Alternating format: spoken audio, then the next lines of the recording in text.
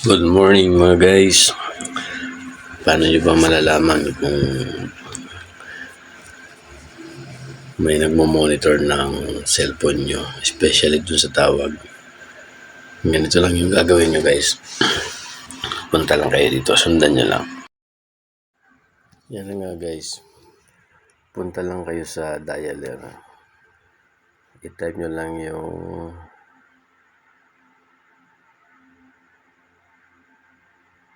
asterisk #62 hashtag and then call. Ayan, makikita nyo guys kung walang na-forward. Yung cellphone ko na yan, clear yan. Pero naman kung halimbawa may nakita kayo yung ibang number na i-forward, ganito lang gawin nyo. Idadial nyo lang yung number na yun.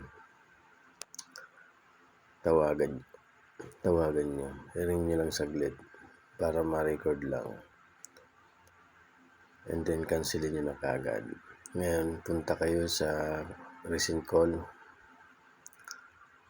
Pagpunta nyo sa recent call, click nyo lang yung eye icon na yan. Yan. Tapos, i-block nyo lang. I-block nyo lang yan.